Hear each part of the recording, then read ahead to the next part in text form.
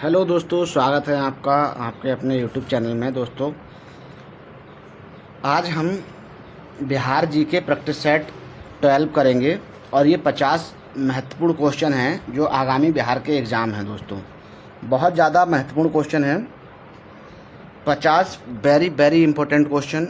आप last video तक बने रहिए और क्वेश्चन को पढ़ के दोस्तों बताएं कि सही आंसर क्या होगा। डायरेक्ट यहीं से क्वेश्चन बनते हैं। ये बहुत इम्पोर्टेंट सेट है। अगर आपने हमारे पुराने सेट नहीं देखे हैं तो 1 से 10 तक 1 से 11 तक के सेट की हमने प्लेलिस्ट बना दी है, आप वहां जाकर ये सारे देख सकते हैं। चलिए स्टार्ट करते हैं टाइम को ना बर्बाद करते हुए। क्वेश्चन नंबर 1 क्या है? क्वेश्चन नंबर 1 कहता है कि दोस्तों कि निम्नलिखित में से किस जैन तीर्थंकर का जन्म मिथिला क्षेत्र में हुआ? तो सही आंसर इसका क्या हो जाएगा? निम्नलिखित में से किस जैन तीर्थंकर का जन्म मिथिला क्षेत्र में हुआ? तो सही आंसर क्या हो जाएगा इसका? डी। उपयुक्त में से एक से अधिक, तो किसका किसका जन्म मिथिला क्षेत्र में हुआ है? मल्लीनाथ का भी जन्म दोस्तों मिथिला वाले रीजन में हुआ और नेमीनाथ का भी जन्म जो है मिथिला वाले रीजन में हुआ है। तो A+B इसका बिल्कुल सही आंसर हो जाएगा। ठीक है, A+B, मल्लीनाथ और नेमीनाथ। दूसरा क्वेश्चन क्या है? दूसरा क्वेश्चन है मगध के परवर्ती गुप्त वंश का अंतिम शासक कौन था? जो मगध राज्य है उसके परवर्ती गुप्त वंश का अंतिम शासक कौन था? तो क्वेश्चन नंबर 2 का सही आंसर क्या हो जाएगा?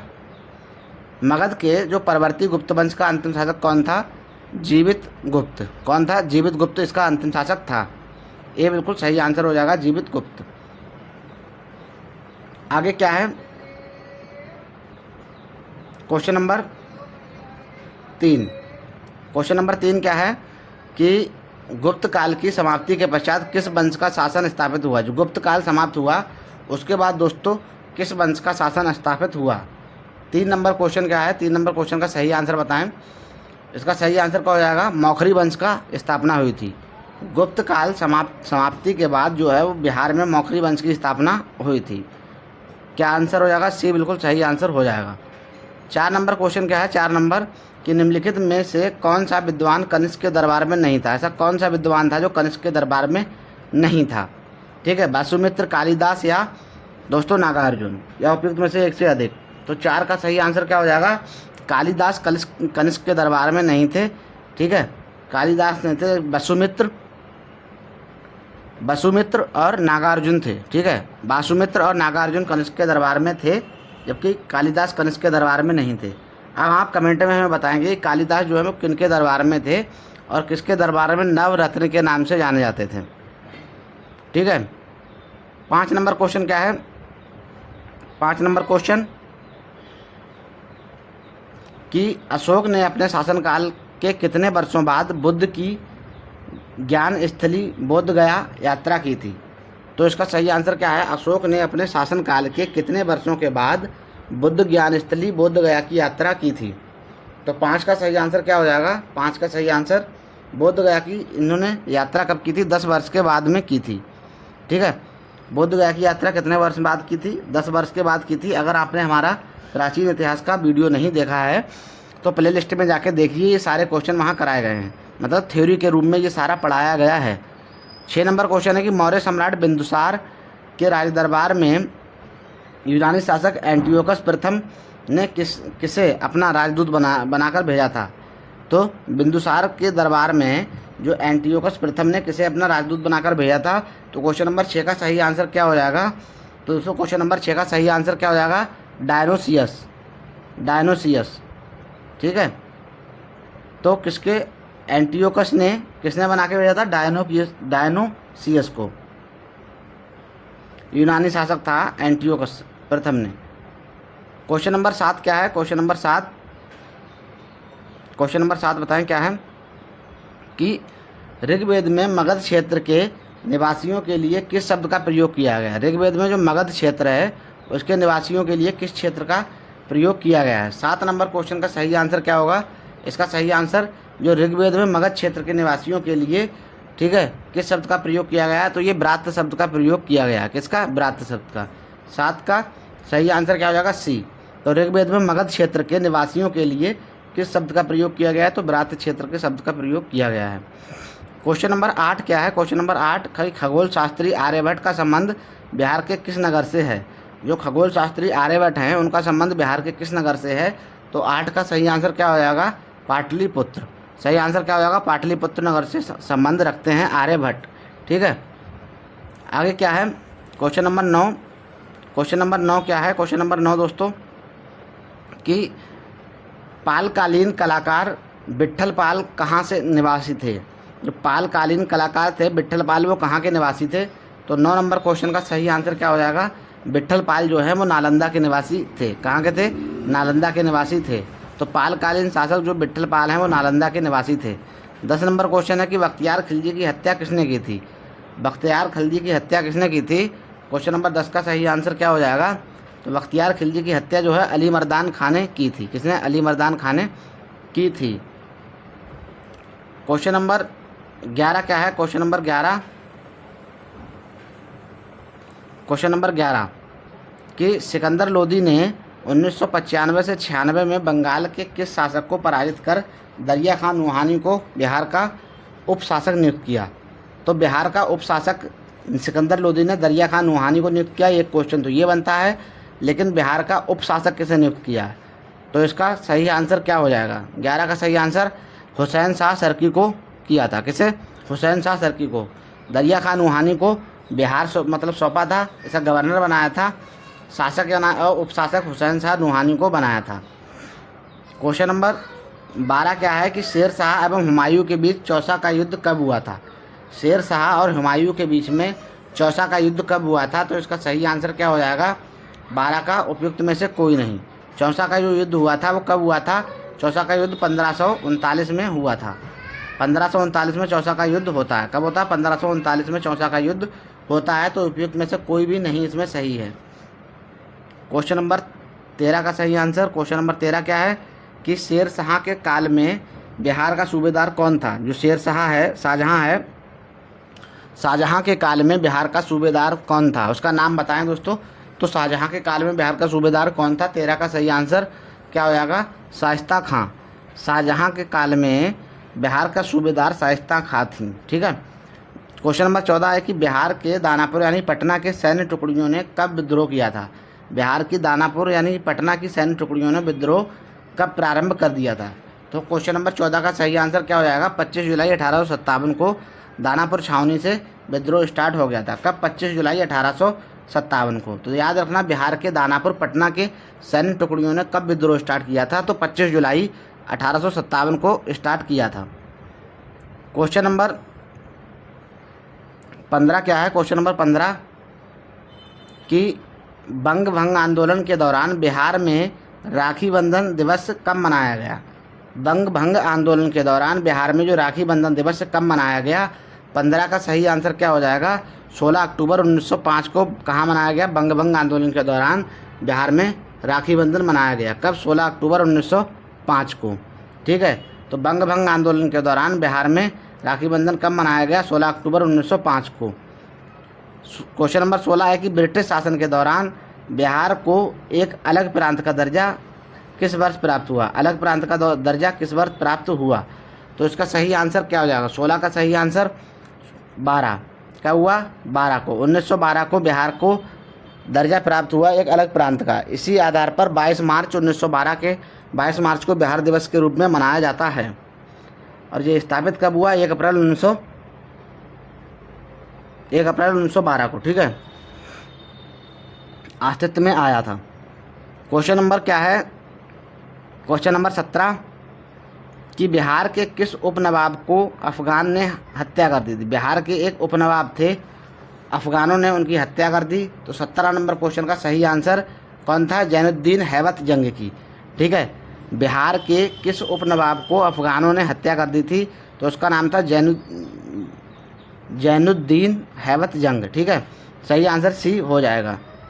क्वेश्चन नंबर 18 क्या है? क्वेश्चन नंबर 18 कि शेर खां के पिता हसन खां जागीर थे। शेर खां के पिता यानी कि हसन खां जागीर कहाँ के शेर खां के पिता हसन खां जागीरदार कहाँ के थे?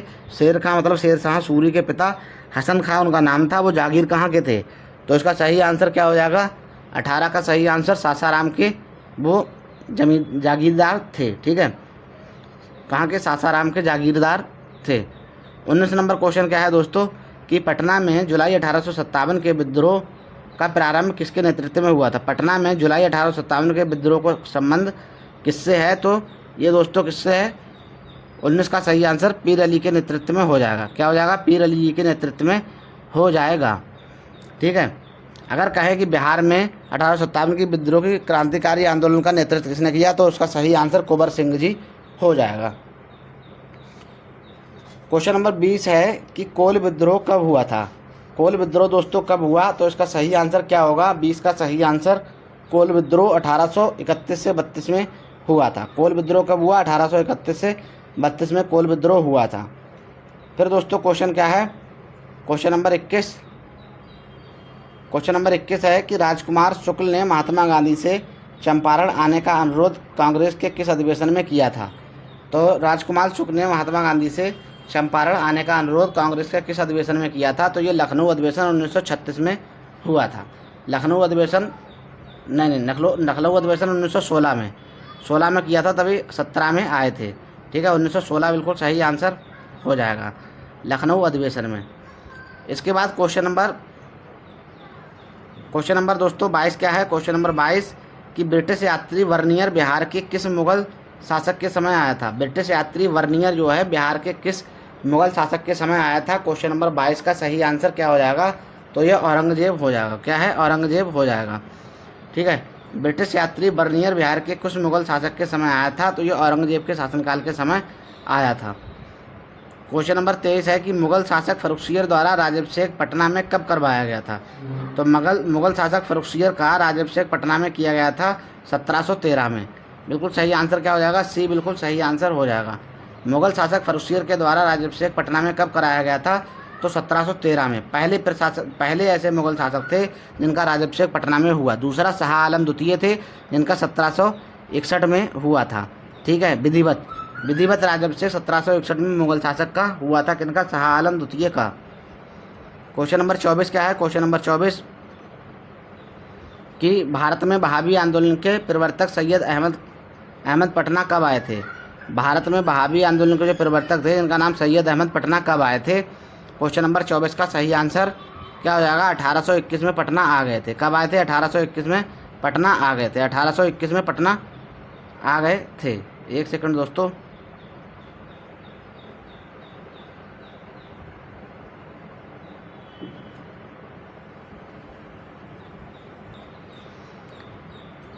तो सही आंसर क्या हो जाएगा इसका? 1821 में पटना आ गए थे। भारत में वहाबी आंदोलन के प्रवर्तक सैयद अहमद पटना कब आए थे? 1821 में वो पटना आ गए थे। 25 नंबर क्वेश्चन बताएं दोस्तों। 25 नंबर क्वेश्चन क्या है कि निम्नलिखित में से किस व्यक्ति ने बिहार में खिलाफत आंदोलन का समर्थन किया था? खिलाफत आंदोलन का समर्थन किसने किया था बिहार में? तो क्वेश्चन नंबर 25 का सही आंसर क्या हो जाएगा दोस्तों? तो चारों लोगों ने खिलाफत आंदोलन का समर्थन किया था। किसने? राजेंद्र प्रसाद जी ने समर्थन किया, ब्रजकिशोर प्रसाद ने समर्थन किया, मजहरूल हक ने समर्थन किया और मौलाना नूरुल हसन ने भी समर्थन किया। तो क्वेश्चन नंबर 25 का सही आंसर सी हो जाएगा। चारों लोगों ने समर्थन किया खिलाफत आंदोलन का। क्वेश्चन नंबर 26 क्या है? क्वेश्चन नंबर 26 कि संविधान के किस अनुच्छेद में पंचायतों के 29 कार्यकारी विषय का उल्लेख किया गया है? ठीक है, संविधान के किस अनुच्छेद में जो पंचायतों के 29 कार्यकारी विषय हैं उनका उल्लेख किया गया है? तो इसका सही आंसर क्या हो जाएगा? ठीक है, आर्टिकल 243 जी में किया गया है 29 विषय का उल्लेख। ठीक है, आर्टिकल 243 जी में किया गया है। 27 है कि ग्राम सभा के गठन हेतु गांव की न्यूनतम जनसंख्या कितनी होनी चाहिए? ग्राम सभा के गठन के हेतु गांव की न्यूनतम जनसंख्या जो है वो कितनी होनी चाहिए? तो 250 न्यूनतम जनसंख्या होनी चाहिए। ग्राम सभा जब भी गठन होगी जब गांव की कम से कम जनसंख्या कितनी हो? 250 के आसपास होनी चाहिए। ठीक है, 28 है किसी पंचायत समिति में कितने स्थायी समितियां होती हैं? किसी पंचायत की समिति में कितनी जो होती हैं वो स्थायी समितियां होती हैं? 28 का सही आंसर ए हो जाएगा। 7 स्थायी समितियां होती हैं। किसी पंचायत समिति में कितनी स्थायी समितियां होती हैं? तो 7 स्थायी समितियां होती हैं। 29 नंबर क्वेश्चन है कि सामुदायिक विकास कार्यक्रम की शुरुआत किस वर्ष की गई थी? जो सामुदायिक विकास कार्यक्रम की शुरुआत कब की गई थी? तो 29 नंबर क्वेश्चन का सही आंसर क्या हो जाएगा? 1952 में। जो समुदाय विकास कार्यक्रम की शुरुआत 1952 में की गई थी। ठीक है। क्वेश्चन नंबर 30 क्या है? क्वेश्चन नंबर 30 कि भारत सरकार अधिनियम 1919 के प्रावधानों के तहत बिहार उड़ीसा प्रांत के प्रथम गवर्नर कौन बने? बिहार के उड़ीसा प्रांत के प्रथम गवर्नर कौन बने 1919 के अधिनियम के तहत? तो क्वेश्चन नंबर 30 का सही आंसर सबको पता, सत्येंद्र प्रसाद सिन्हा जी बिहार के प्रथम गवर्नर बने थे। कौन बने थे? प्रथम गवर्नर 1919 के अधिनियम के बाद बिहार और उड़ीसा प्रांत के प्रथम गवर्नर जो थे सत्येंद्र प्रसाद सिन्हा जी बने हैं। उसके बाद 31 नंबर क्वेश्चन, संविधान का कौन सा अनुच्छेद राज्यपाल की शपथ की बात करता है? तो आर्टिकल, कौन सा आर्टिकल राज्यपाल की शपथ की बात करता है? 31 नंबर क्या है? 159। ठीक है, आर्टिकल 159। आपको सारे आर्टिकल हमने बिहार एडिटोरिया तथ्य संग्रह पढ़ा रहे थे तो उसमें याद कराए थे। तो क्या होगा? 159। फिर दोस्तों क्वेश्चन नंबर 32 क्या है? क्वेश्चन नंबर 32 क्या कहता है कि राज्यपाल द्वारा जारी अध्यादेश विधानसभा के सत्र प्रारंभ होने के कितने दिनों के भीतर स्वीकार करना अनिवार्य है? कितने दिनों के भीतर स्वीकार करना अनिवार्य है? तो 32 का सही आंसर क्या हो जाएगा? ये 6 वीक यानी कि 6 सप्ताह के भीतर स्वीकार करना अनिवार्य है। ठीक है। तो क्वेश्चन नंबर 33 क्या है? किसी विधानसभा में सदस्यों की अधिकतम संख्या कितनी होती है? किसी विधानसभा में सदस्यों की अधिकतम संख्या कितनी हो सकती है? तो दोस्तों क्वेश्चन नंबर 33 का सही आंसर क्या है? 500। किसी भी विधानसभा में अधिकतम संख्या सदस्यों की 500 हो सकती है। क्वेश्चन नंबर 34 क्या है? क्वेश्चन नंबर 34 कि सर्वोच्च न्यायालय में मुख्य न्यायाधीश बनने वाले बिहार के प्रथम न्यायाधीश कौन थे? सुप्रीम कोर्ट में CJI बनने वाले, मुख्य न्यायाधीश बनने वाले बिहार के प्रथम न्यायाधीश कौन थे? क्वेश्चन नंबर 34 का सही आंसर क्या हो जाएगा? क्वेश्चन नंबर 34 का भुवनेश्वर प्रसाद सिन्हा। कौन थे? भुवनेश्वर प्रसाद सिन्हा। सुप्रीम कोर्ट के मुख्य न्यायाधीश बनने वाले बिहार के प्रथम न्यायाधीश जो थे वो भुवनेश्वर प्रसाद सिन्हा जी थे। क्वेश्चन नंबर 35 क्या है कि बिहार लोक सेवा आयोग में अध्यक्ष सहित कुल सदस्यों की संख्या कितनी है? बिहार के लोक सेवा आयोग में जो अध्यक्ष है उनके सहित कुल सदस्य संख्या कितनी है? तो 35 का सही आंसर क्या हो जाएगा? अध्यक्ष सहित लोक सेवा आयोग में 6 सदस्य संख्या है। ठीक है। क्वेश्चन नंबर 36 क्या है? क्वेश्चन नंबर 36 बताएं कि राष्ट्रीय मानवाधिकार अधिनियम को किस वर्ष पारित किया गया? नेशनल ह्यूमन राइट कमीशन किस वर्ष पारित हुआ? 36 नंबर क्वेश्चन का सही आंसर क्या है? नेशनल ह्यूमन राइट कमीशन 1993 में आया था। कब आया? 1993 में आया। फिर क्वेश्चन नंबर 37 क्या है कि निम्नलिखित में से बिहार के पहले लोकायुक्त कौन है? निम्नलिखित में से बिहार के पहला लोकायुक्त कौन है दोस्तों? क्वेश्चन नंबर 37 का सही आंसर क्या हो जाएगा? क्वेश्चन नंबर 37, तो इसका सही आंसर क्या हो जाएगा? श्रीधर वासुदेव सोहनी। ठीक है, श्रीधर वासुदेव सोहनी बिहार के प्रथम लोकायुक्त हैं। श्रीधर वासुदेव सोहनी बिहार के प्रथम लोकायुक्त हैं। तो क्वेश्चन नंबर सही आंसर क्या हो जाएगा? श्रीधर वासुदेव सोहनी। क्वेश्चन नंबर क्या है? 38 का क्या है कि बिहार का राजकीय चिन्ह क्या है? क्वेश्चन नंबर 38, बिहार का राजकीय चिन्ह क्या है? बोधि वृक्ष है। ठीक है, पिछली बार 71वीं BPSC में पूछा गया कि बिहार का पुष्प, राष्ट्रीय पुष्प क्या है। ठीक है, तो अब की पूछा जाएगा बिहार का राजकीय चिन्ह क्या है? तो बोधि वृक्ष है। उसके बाद अगर हम देखें क्वेश्चन नंबर 39 क्या है? क्वेश्चन नंबर 39, सर्वाधिक अनुसूचित जनजातियाँ प्रतिशत वाला जिला कौन सा है? सर्वाधिक अनुसूचित जनजाति प्रतिशत वाला जिला कौन सा है? क्वेश्चन नंबर 39 का सही आंसर क्या हो जाएगा? पश्चिमी चंपारण। सबसे ज़्यादा अनुसूचित जनजातियाँ पाई जाती हैं, ST।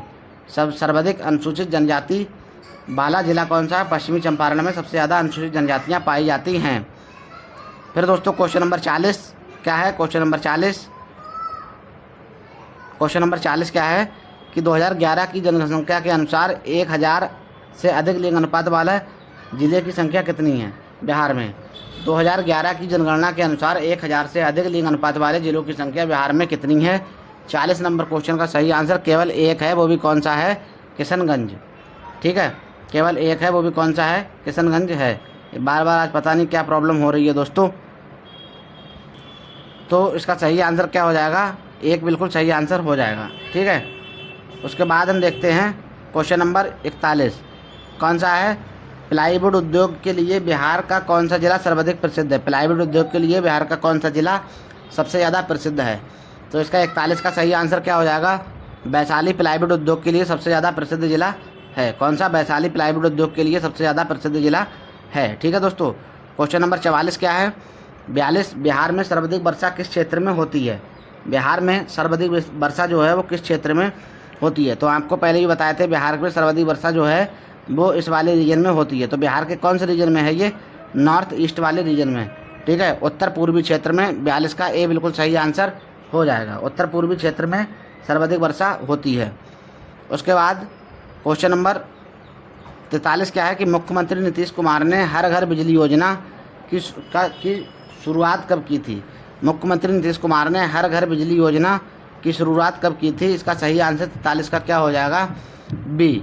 सही आंसर क्या हो जाएगा? 25 सितंबर 2017 को हर घर बिजली योजना की शुरुआत नीतीश कुमार जी ने की थी। तो मुख्यमंत्री नीतीश कुमार ने हर घर बिजली योजना की शुरुआत कब की? तो 25 सितंबर 2017 को की गई थी। 44 का क्या है कि कहलगांव विद्युत परियोजना किसके सहयोग से स्थापित किया गया? कहलगांव विद्युत परियोजना किसके सहयोग से स्थापित किया गया है? कहलगांव विद्युत परियोजना। 44 का सही आंसर क्या हो जाएगा? बी। एनटीपीसी के सहयोग से कहलगांव विद्युत परियोजना स्टार्ट की गई है। ठीक है, आगे हम देखते हैं क्वेश्चन नंबर 45 क्या है? क्वेश्चन नंबर 45 की प्रसिद्ध नानक जलकुंड कहाँ स्थित है? नानक जलकुंड कहाँ पर है? क्वेश्चन नंबर 45 का सही आंसर नानक जलकुंड कहाँ है दोस्तों? प्रसिद्ध जो नानक जलकुंड है वो कहाँ है? तो उसका सही आंसर राजगीर हो जाएगा। प्रसिद्ध नानक जलकुंड राजगीर में अवस्थित है। प्रसिद्ध नानक जलकुंड कहाँ पर अवस्थित है? राजगीर में अवस्थित है। फिर दोस्तों 46 क्या है कि परमान डाल्फिन अभ्यारण्य कहाँ पर है? परमान डाल्फिन अभ्यारण्य कहाँ पर है? तो इसका सही आंसर क्या हो जाएगा? परमान डाल्फिन अभ्यारण्य। 46 का सही आंसर क्या होगा? अररिया में। अररिया में परमान डाल्फिन अभ्यारण्य है। कहाँ पे? अररिया में। अररिया में परमान डाल्फिन अभ्यारण्य है। उसके बाद दोस्तों क्वेश्चन नंबर 47 देखते हैं कि कृषि रोड मैप 3 कार्य अवधि क्या है? कृषि रोड मैप 3 की कार्य अवधि क्या है? क्वेश्चन नंबर 47 का सही आंसर क्या हो जाएगा? कृषि रोड मैप 3 की कार्य अवधि 2017 से 2022 थी। कितना थी? कृषि रोड मैप 3 की कार्य अवधि 2017 से 2022 थी। क्वेश्चन नंबर 48 क्या है कि दिए गए विकल्पों में कौन सा जिला पश्चिम बंगाल के साथ सीमा साझा नहीं करता है? ठीक है, तो दोस्तों बिहार का ये मैप हो जाता है। बिहार का मैप पश्चिम बंगाल में किशनगंज करता है। उसके बाद दोस्तों किशनगंज के बाद आपका तो इसमें किशनगंज है। किशनगंज तो करता है दोस्तों, तो ये नहीं होगा, पूछा नहीं करता है। ठीक है, भागलपुर भी करता है। कौन सा? भागलपुर भी करता है, तो ये भी नहीं होगा। और सुपौल नहीं करता है। ठीक है, तो इसका सही आंसर क्या हो जाएगा? ए बिल्कुल सही आंसर हो जाएगा। 48 का सही आंसर उपयुक्त में से एक से अधिक हो जाएगा। एक्चुअली उपयुक्त में से एक से अधिक। ठीक है, 48 ए प्लस बी। ए भी नहीं करता है, सुपौल भी नहीं करता, भागलपुर भी नहीं करता है। ठीक है, भागलपुर भी नहीं करता है, तो इसका सही आंसर क्या हो जाएगा? डी हो जाएगा। किशनगंज पश्चिम बंगाल से सीमा साझा करता है। पश्चिम बंगाल से सीमा साझा करने वाले ज़िलों के नाम बता दें आपको, तो किशनगंज होगा और पूर्णिया होगा दोस्तों, और कटिहार होगा। ठीक है, किशनगंज, पूर्णिया और कटिहार ये 3 ज़िले पश्चिम बंगाल से सीमा साझा करते हैं। कौन कौन से? किशनगंज, पूर्णिया और कटिहार। ठीक है, आगे क्या है दोस्तों? क्वेश्चन नंबर 49 और लास्ट क्वेश्चन हमारा 50। क्वेश्चन नंबर 49 क्या है कि हिमालय के तराई क्षेत्र में कौन सी चट्टान पाई जाती है? तराई क्षेत्र में कौन सी चट्टाई पाई जाती है? तो दोस्तों कल ही हमने बिहार का भूगोल पढ़ा। आज ही हमने बिहार का भूगोल की वीडियो अपलोड की है। संपूर्ण बिहार का भूगोल एक ही क्लास में कवर करवा दिया गया है। तो हिमालय तराई क्षेत्र में कौन सी चट्टान पाई जाती है? तो ये सही आंसर क्या हो जाएगा? टर्सरी चट्टान पाई जाती है। टर्सरी काल की चट्टानें पाई जाती हैं। क्वेश्चन नंबर 50 क्या हो जाएगा? बिहार में पुनपुन जलोढ़ मिट्टी का विस्तार है। पुनपुन मतलब पुरानी जलोढ़ मिट्टी का विस्तार कहाँ कहाँ पर है? पुरानी जलोढ़ मिट्टी। तो हमने बताया था कि पुरानी जलोढ़ मिट्टी दोस्तों बिहार के उत्तर वाले रीजन में पाई जाती है। तो 50 का सही आंसर क्या हो जाएगा? भागलपुर, मुंगेर, पटना, गया, रोहतास। भागलपुर, मुंगेर, पटना, गया, रोहतास में पुरानी मिट्टी का विस्तार पाया जाता है। भागलपुर, मुंगेर, पटना, गया, रोहतास। तो इसका सही आंसर ए हो जाएगा। तो दोस्तों ये हमारे 50 क्वेश्चन कंप्लीट होते हैं जो बिहार के दृष्टि से बहुत ज़्यादा इंपॉर्टेंट हैं, बिहार जीके के। अगर आपको हमारा वर्क पसंद आता हो तो आप हमारे चैनल को लाइक करें, शेयर करें, सब्सक्राइब करें, बेल आइकन प्रेस करें, आने वाली वीडियो सबसे पहले आपको मिले और आप वीडियो को देख के अपना रिवीजन कर पाएँ। दोस्तों मेरा एक सुझाव रहेगा कि अगर आपको जल्दी क्लास ख़त्म करनी है तो 1.5 की स्पीड से देखिए, ताकि क्वेश्चन आपको लास्ट टाइम में रिवीजन में हेल्प कर पाएँ। Thanks for watching this video. Thank you दोस्तों। जय हिंद, जय भारत।